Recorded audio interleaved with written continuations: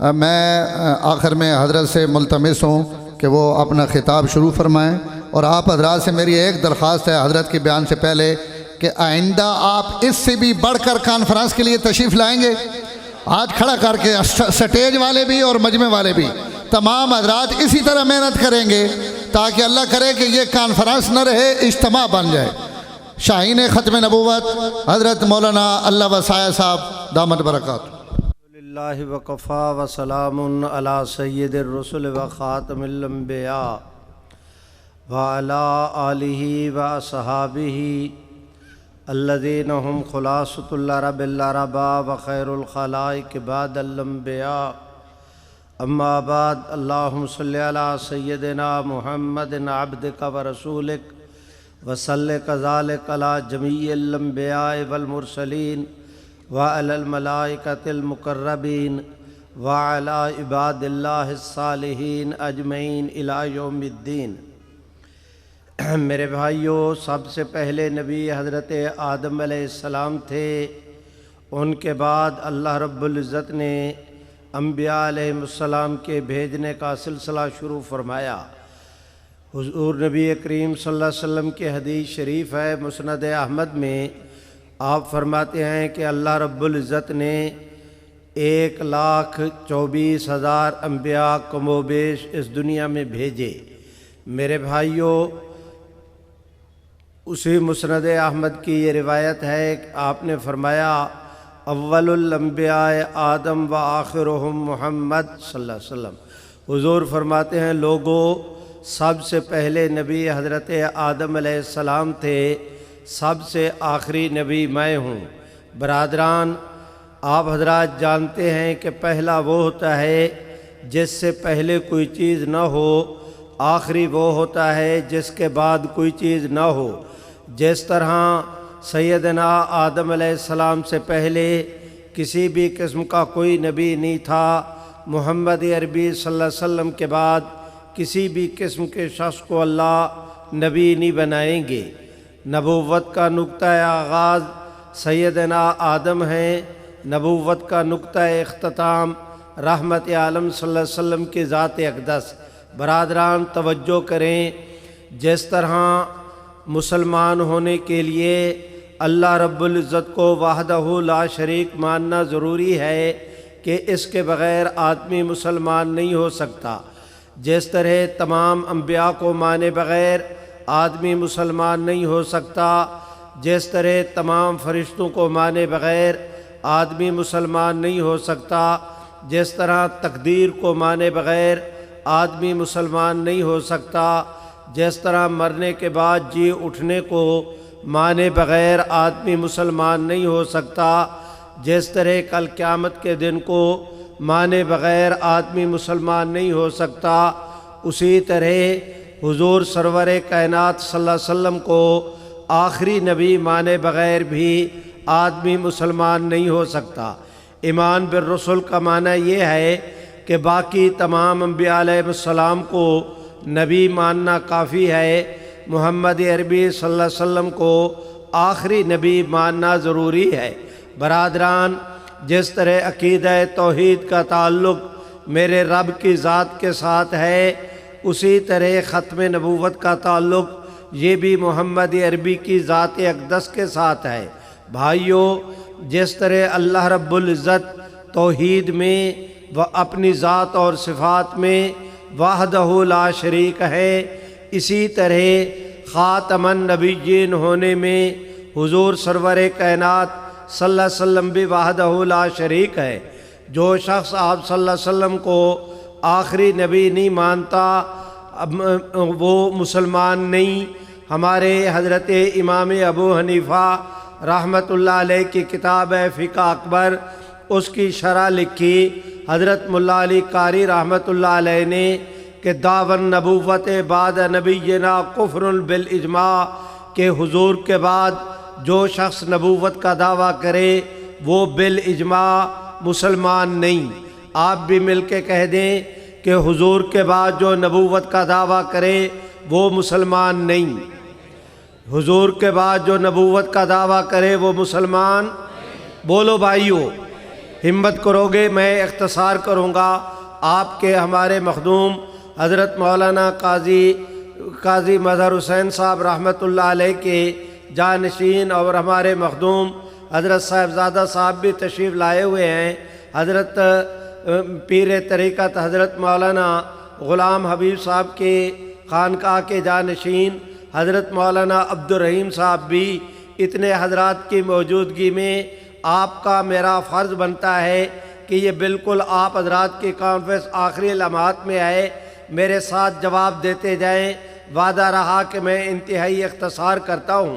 تو حضرت امام صاحب نے کیا فرمایا کہ حضور علیہ السلام کے بعد جو شخص نبوت کا دعویٰ کرے وہ مسلمان، پورا اجتماع بولے وہ مسلمان۔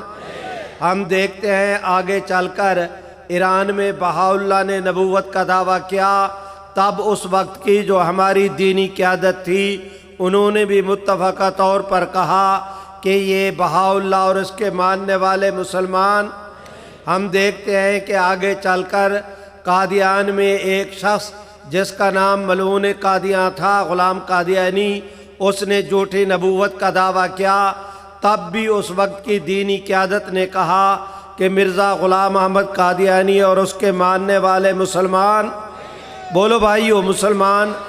میرے بھائیو، ہم آگے درخواست کرتا ہوں، اس زمانے میں حضرت مولانا رحمت اللہ کرانوی، اس زمانے میں حضرت مولانا احمد علی محدث سہارنپوری، حضرت مولانا پیر میر علی شاہ صاحب گولڑوی، حضرت مولانا نذیر حسین دہلوی، اس زمانے میں حضرت مولانا قاضی مظہر حسین صاحب رحمۃ اللہ علیہ کے والد گرامی، یہ وہ ہماری قیادت ہے۔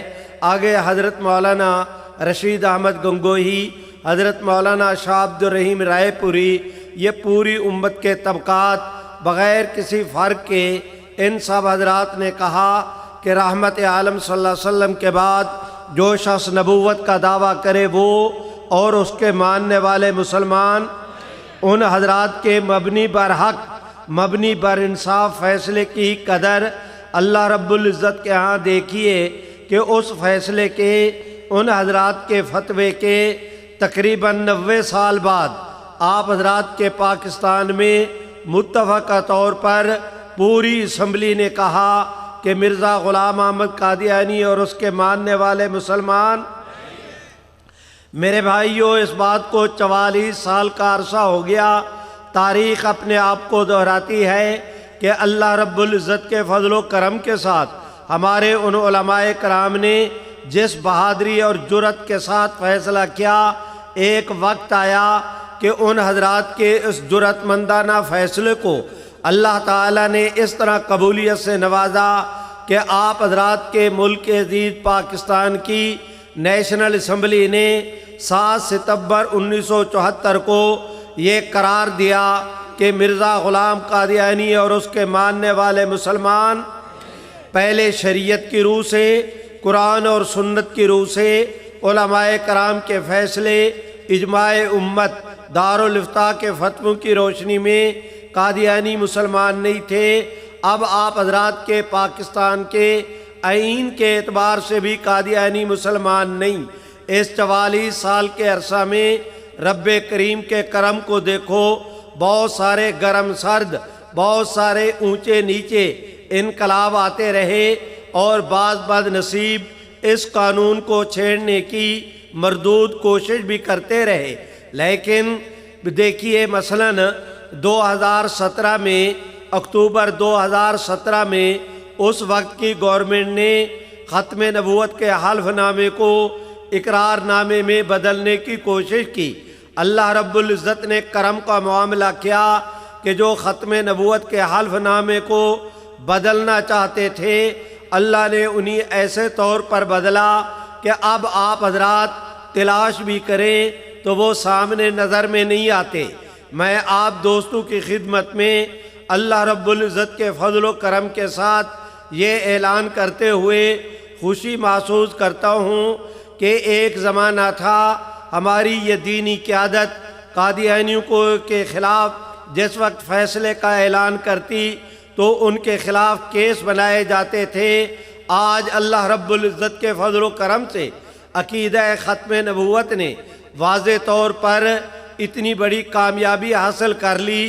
آئینی طور پر آپ حضرات کے اس ملک میں دیکھیے، آج آپ حضرات کے ملک عزیز پاکستان کا پریزیڈنٹ، آج آپ حضرات کے ملک عزیز پاکستان کا پرائم منسٹر اس وقت تک اپنی کرسی پر نہیں بیٹھ سکتے جب تک کہ وہ مرزا غلام احمد قادیانی کے کفر کا اور محمد عربی کی ختم نبوت کا اعلان نہ کریں۔ یہ آپ حضرات کی وہ کامیابی ہے۔ میں اس مسئلے کی طرف دھیرے دھیرے آپ دوستوں کو اس لیے لایا کہ جو قوتیں باہر کی مل کر ہمارے اس ملک عزیز کے موجودہ صورتحال سے ناجائز فائدہ اٹھانے کے چکر میں ہے، یہ غلط کہا جا رہا ہے کہ آسیہ مسیح اسے سپریم کورٹ نے بری کیا۔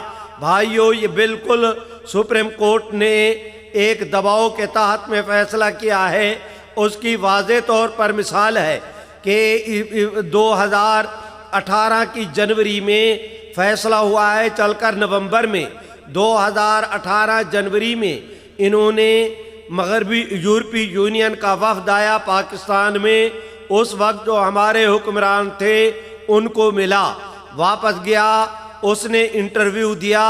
آپ حضرات کے جو ٹچ موبائل ہیں آپ ان کے اوپر سرچ کریں، یہ خبر بڑی وضاحت اور صراحت کے ساتھ موجود ہے کہ جس وقت یورپی یونین کا وہ وفد واپس گیا، انہوں نے وہاں پر انٹرویو دیا اور اس انٹرویو کے نتیجے میں وہاں خبر چھپی۔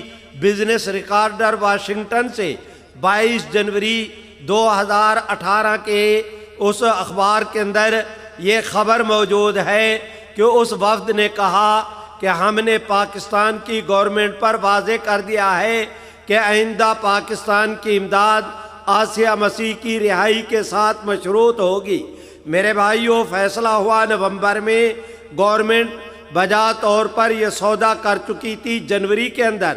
اس لیے میں کہتا ہوں یہ فیصلہ جو ہے وہ بالکل دباؤ کے نتیجے میں ہے، کوئی مبنی بر انصاف فیصلہ نہیں۔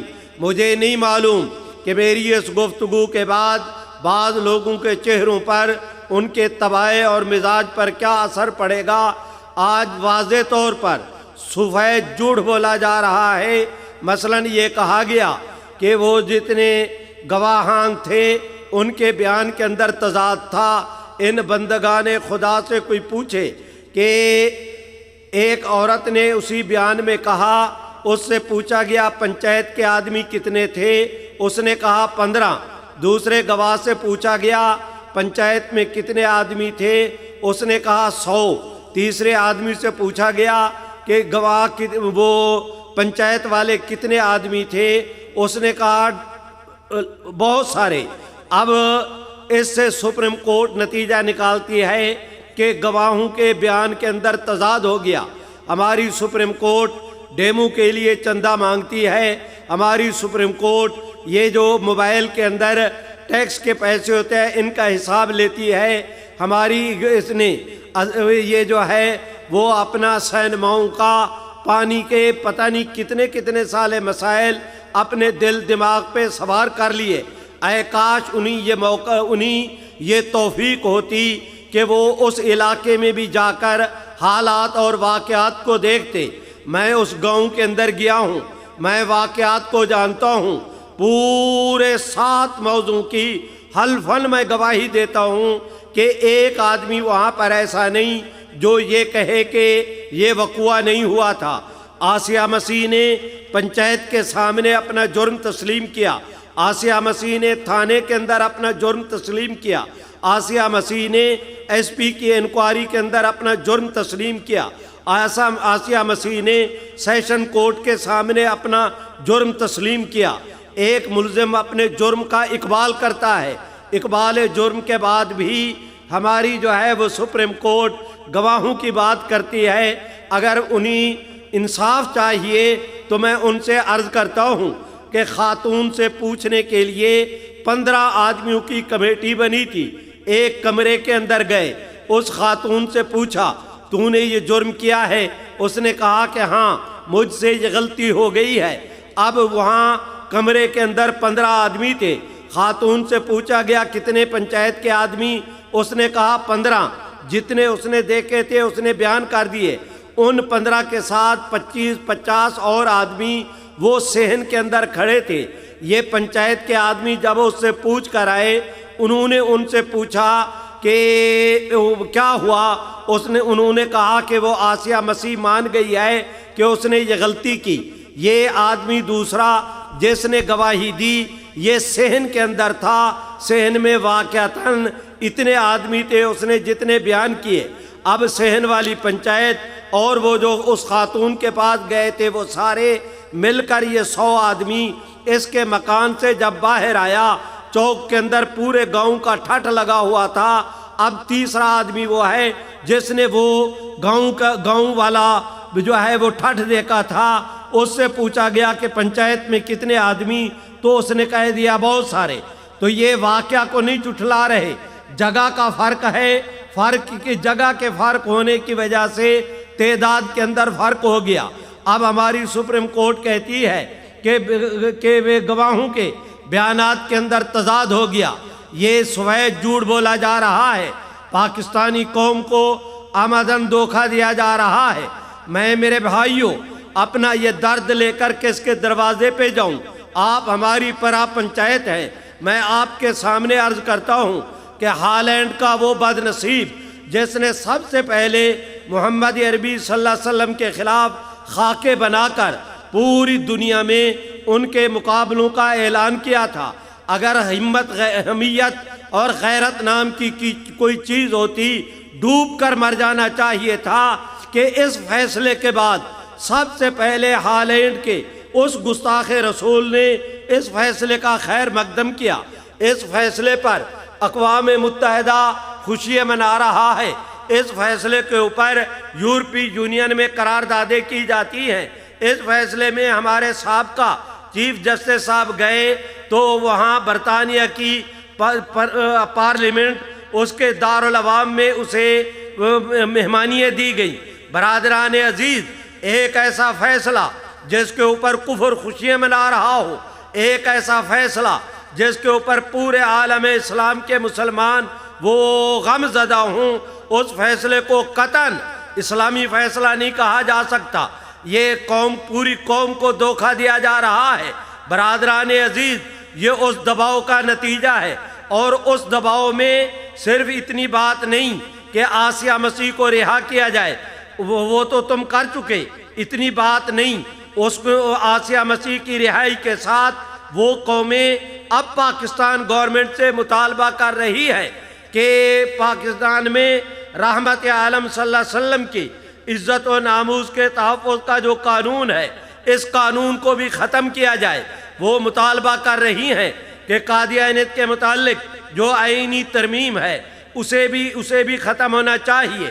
میرے بھائیو، اس کے بعد آپ حضرات کی دینی قیادت کا فرض بنتا تھا کہ وہ میدان میں آئیں اور دوست اور دشمن کو بتائیں. سیسا پلائی دیوار بنے. اس دیوار کے لیے جمعیت علماء اسلام کے تعاون کے ساتھ آپ حضرات کی مسکین جماعت ختم نبوت نے کراچی کے بعد پھر لاہور میں، لاہور کے بعد سکھر کے بعد پھر آگے چل کر مظفر گڑھ کے بعد پھر ڈیرہ اسماعیل خان میں، اور آج مردان میں. میں نے ٹیلی فون کر کے ابھی دوستوں سے پوچھا کہ وہ اپنا مردان کے ہمارے ملین مارچ کی کیا پوزیشن ہے. انہوں نے کہا کہ ایک 2 رویا سڑک پر 5 کلومیٹر تک ہم نے سپیکر لگائے تھے. پورے 5 کلومیٹر کا وہ ایریا اس ملین مارچ کے شرکاء کی وجہ سے زہر سے پہلے بھر گیا تھا. اب مزید بھی پبلک آ رہی ہے. ان حالات اور واقعات میں آپ حضرات جس وقت جائیں، کانفرنس کا یہ پیغام لے کر جائیں کہ جب تک جان میں جان باقی ہے انشاءاللہ حضور علیہ السلام کی عزت و ناموس کا تحفظ کیا جائے گا. آپ بھی جو کہتے ہیں کیا جائے گا، وہ ہاتھ کھڑا کر کے لہرا کے کہنا کہ حضور کی عزت کا تحفظ کیا. اس قانون کو جو بدلنے کی کوشش کریں گے وہ خود بدل جائیں گے. اس قانون کو میں اس سے آگے ایک بات کہتا ہوں، میری بلا سے بوم بسے کے ہما رہے.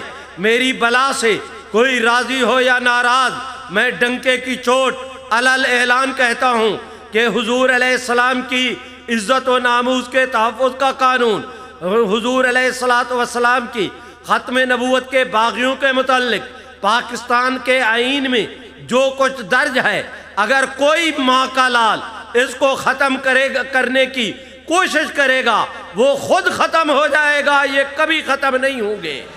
میرے بھائیو، ان حالات اور واقعات میں اللہ رب العزت کے فضل و کرم کے ساتھ اب انشاءاللہ اگلا ہمارا پڑاؤ یہ 28 فروری کو بلوچستان کے اندر ہے۔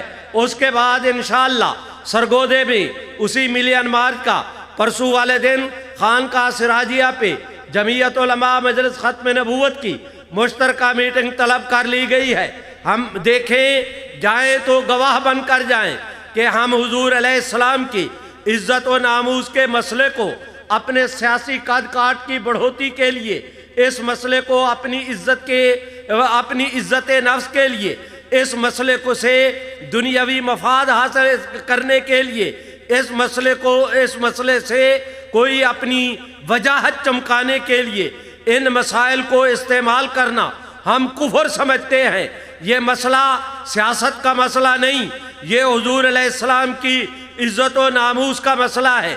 قادیانی کھڑے ہوں وہ مرزا غلام احمد قادیانی کو نبی کہیں، قادیانی کھڑے ہوں غلام احمد قادیانی کی بیوی کو وہ سیدۃ النساء، وہ اسے جو ہے وہ خدیجۃ الکبریٰ ام المومنین کہیں، قادیانی مرزا قادیانی کے خاندان کو اہل بیت کہیں، قادیانی مرزا غلام احمد کے دیکھنے والوں کو صحابہ کہیں، اس کے پہلے خلیفہ کو وہ صدیق اکبر کہیں، دوسرے اپنے خلیفہ کو وہ اپنا فضل عمر کہیں، قادیانی پوری امت کو کافر کہیں، قادیانی پورے مسلمانوں کا جنازہ نہ پڑھیں۔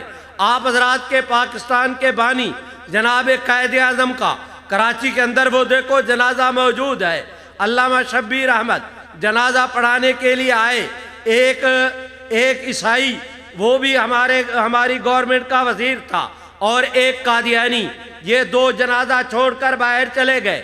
ظفر اللہ قادیانی سے پوچھا گیا کہ تم نے جنازہ کیوں نہیں پڑھا؟ اس نے کہا میں قائد اعظم کو مسلمان نہیں سمجھتا، میں اس کا کیسے جنازہ پڑھوں؟ وہ پوری امت کے مقابلے میں کھڑے ہیں۔ میرے بھائیوں، میں درخواست کرتا ہوں، مرزا غلام ملعون قادیاں کی شادی ہوئی سیدہ معافی چاہتا ہوں، ملعون قادیاں کی شادی ہوئی نصرت جہاں بھٹو کے نصرت جہاں کے ساتھ، رات اس نے مرزا غلام احمد نے اس کے ساتھ گزاری۔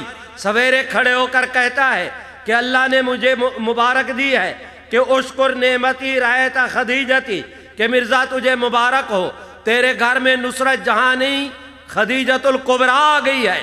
قادیانی اس طرح رحمت عالم صلی اللہ علیہ وسلم کی اہانت کا ارتکاب کرے، اور قادیانی یہ چاہیں۔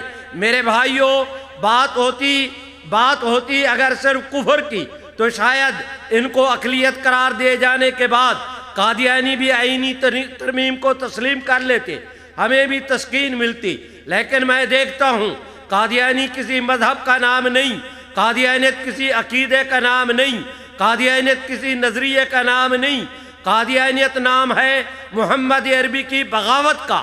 اس دھرتی پر تم نے چلتا پھرتا محمد عربی کا کوئی دشمن دیکھنا ہو تو ہر قادیانی کا وجود اہانت رسول اللہ کی دلیل ہے۔ ہر قادیانی، اللہ تعالیٰ معاف فرمائے، ان کا عقیدہ، مرزا غلام قادیانی کی کتاب کا نام ایک غلطی کا ازالہ، اس کے اندر مرزا غلام احمد قادیانی نے کہا کہ مجھے قرآن مجید کی آیت ہے جس میں حضور کو خطاب کر کے کہا گیا محمد الرسول اللہ والذین معہ۔ مرزا غلام احمد قادیانی نے کہا کہ یہ آیت میرے اوپر اتری تھی، اللہ نے محمد بھی مجھے کہا ہے، رسول اللہ بھی مجھے کہا ہے۔ مسلمانوں، وقت تھوڑا ہے، میں آپ حضرات کے سامنے کاسہ گدائی پھیلا کے خیرات مانگتا ہوں محمد عربی کی عزت و ناموس کی۔ آپ حضرات بتائیں کہ کیا مرزا غلام احمد قادیانی محمد الرسول اللہ تھا؟ ایک قادیان کا دجال، قادیان کا کذاب، کوئی اس بات پہ یہ نہ سمجھے کہ میں سخت زبان استعمال کر رہا ہوں۔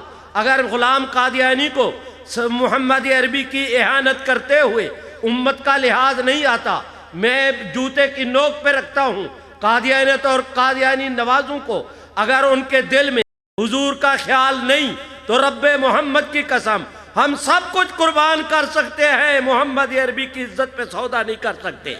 کل بالکل ہم اس جذبے کے تحت جہاں پر ہمارے بزرگ چھوڑ کر گئے تھے، آج بھی اسی توانائی کے ساتھ ہم وہاں پر موجود ہیں۔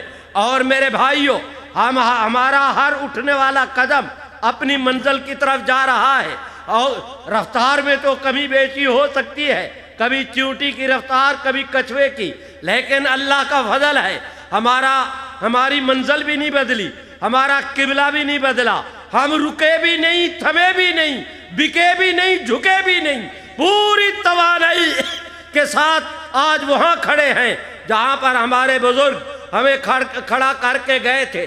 میں آپ کے اجتماع سے درخواست کرتا ہوں، کیا عقیدہ ہے آپ حضرات کا کہ مرزا غلام احمد قادیانی اور اس کے ماننے والے کون؟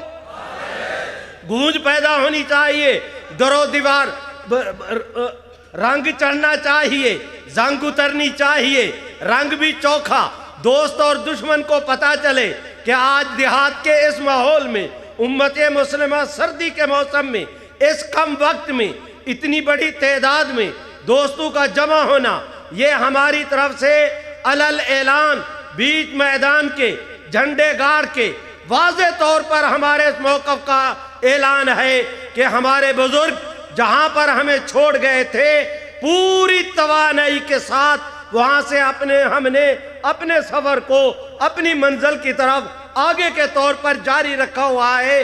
انشاءاللہ اس میں رکاوٹ نہیں آئے گی۔ رہے گورنمنٹ اور ان کے، میں کہتا ہوں ساری یورپی یونین ملے، سارا اقوام، دیکھو میرے بھائیوں، اگر اقوام متحدہ کے تحت میں اقلیتوں کو حق حاصل ہے اپنے اظہار کرنے کا، اپنے ضمیر کے اظہار کا، مجھے بھی میرا حق حاصل ہے۔ اس آدمی نے میرے نبی کی توہین کی، اس آدمی نے میرے باپ کو گالی دی، میں اس کے ساتھ مساوہ نہیں کرتا۔ لیے پھرتے ہیں UN اور اس کے چارٹر کو، اگر ان کو یہ حق ہے تو مجھے بھی یہ حق ہے۔ کوئی دنیا کا قانون میرے اوپر لاگو نہیں ہوتا، میں اس آدمی کے ساتھ مساوہ نہیں کرتا۔ کون سا قانون مجھے مجبور کرتا ہے کہ تم اس کے ساتھ مساوہ کرو؟ میں اس آدمی کی دکان پر نہیں جاتا، اس نے میرے باپ کو گالی دی۔ دنیا کا کون سا قانون ہے جو مجھے مجبور کرے کہ تم ضرور اس کی دکان پہ جاؤ؟ تمہارا حق ہے تو مسلمان کا بھی حق ہے، ماں باپ کا حق ہے تو اس سے بڑھ کر ساری کائنات کے رشتے قربان محمد عربی کی جوتی مبارک پہ، اگر ان کا حق ہے ماں باپ کا ہونا بھی چاہیے، تو اس سے کہیں زیادہ حضور سرور کائنات کا ہمارے اوپر حق ہے۔ اور ہم اس حق کو علل اعلان استعمال کرتے ہوئے واضح طور پر کہتے ہیں کہ قادیانی کل بھی کافر تھے، مل کے کہہ دو قادیانی آج بھی، بولو نا میاں، قادیانی کل بھی کافر، قادیانی آج بھی، کل بھی ہمارا محمد عربی کے دشمنوں سے کوئی تعلق نہیں تھا، آج بھی حضور کے دشمنوں سے ہمارا کوئی تعلق نہیں ہے۔ اس پیغام کو لے کر آگے بڑھے۔ میرے بھائیوں، میں درخواست کرتا ہوں اس کام کی خاطر آپ ایک قدم بڑھیں گے، میرے رب کی رحمت 10 قدم آگے بڑھ کر تمہارا استقبال کرے گی۔ ہمت کرو، یہاں سے جاؤ تو یہ جذبہ لے کر جاؤ، وہ دیکھو میرے رب کی رحمت بھی تمہارا انتظار کر رہی ہے، وہ دیکھو محمد عربی کی شفاعت بھی تمہارا انتظار کر رہی ہے، اور کل قیامت کے دن انشاءاللہ اپنے بزرگوں کے ساتھ اس آب و تاب کے ساتھ سرخ روح ہو کر جائیں گے کہ حضور سرور کائنات ہمیں دیکھتے ہی فرمائیں گے کہ یہ میری عزت کے محافظ آ گئے ہیں۔ میرے بھائیوں، اس مسئلے پر کوئی سمجھوتا نہیں، جو کہتے ہیں نہیں سمجھوتا ہاتھ اٹھا کے کہو اس پر کوئی سمجھوتا نہیں، زور سے کہو نا اس پر۔ میں جانتا ہوں ان لوگوں کو وقت آیا، آپ حضرات کے سنا جو ہے وہ ٹی وی، اس پہ اوپر ایک بیٹھ کر اپنا ٹی وی اینکر نے علل اعلان کہا ہے کہ پاکستان کی فلاں شخصیت کو 1 ارب 40 کروڑ دیے گئے اس آسیہ مسیح کی رہائی کے لیے، ختم نبوت کے حلف نامے کو تبدیل کرنے کے لیے۔ قادیانیت کے قانون کو نرم کرنے کے لیے انہوں نے واضح طور پر کہا، آج تک جن پر الزام لگا انہوں نے اس کا کوئی جو ہے وہ اپنا صفائی کے اندر بیان نہیں دیا، گویا کہ انہوں نے اپنے اس جرم کو تسلیم کر لیا۔ میں ان سے بھی درخواست کرتا ہوں کہ رب محمد کے با خدا دیواناؤ، با محمد ہوشیار باش، یہ حضور کی عزت کا مسئلہ ہے، رب محمد کی قسم حضور کی عزت پہ سمجھوتا نہیں کیا جائے گا۔ آپ بھی تو کہیں نا کہ اس پر سمجھوتا۔ آپ حضرات آگے بڑھیں، انشاءاللہ العزیز وقت آئے گا، آپ حضرات دیکھیں گے آپ کو آپ کے اسی علاقے میں پچھلے دنوں 3 قادیانی خواتین نے اسی گاؤں سے قادیانیت پر لعنت بھیج کے اسلام قبول کیا ہے۔ سندھ کے اندر اتنی خوشخبریاں آ رہی ہیں، گاؤں کے گاؤں اللہ رب العزت کے فضل و کرم سے قادیانیت سے پاک ہوتے ہمیں نظر آ رہے ہیں، اور انشاءاللہ اب 24 فروری کو وہ سندھ کے وہ ٹنڈو غلام علی بالکل اس کے انتہا پر جو ہماری کانفرنس ہے بلا مبالغہ، اس کانفرنس میں لاکھوں افراد کی شرکت متوقع ہے۔ ہمارا کام آگے بڑھ رہا ہے، اور وہ دیکھو تمہارا دشمن پیچھے کی طرف سکڑ رہا ہے، موت ان کا تعاقب کر رہی ہے۔ ایک وقت آئے گا انشاءاللہ العزیز آپ اپنی آنکھوں کے ساتھ، کھلی نظروں کے ساتھ بیچ میدان کے دن دہاڑے دیکھیں گے کہ تلاش کرنے کے باوجود تمہیں پوری دنیا میں ایک قادیانی بھی نظر نہیں آئے گا۔ میرے بھائیوں، آج کی مجلس میں بس اس طرح میں نے بے ربط سی چند باتیں عرض کرنا تھیں، باقی حضرت قاری صاحب پروگرام کو آگے چلائیں گے۔ آپ حضرات دعا کے بغیر بالکل نہ جائیں، دعا کر کے جائیں، باقی اعلان حضرت قاری صاحب کریں گے۔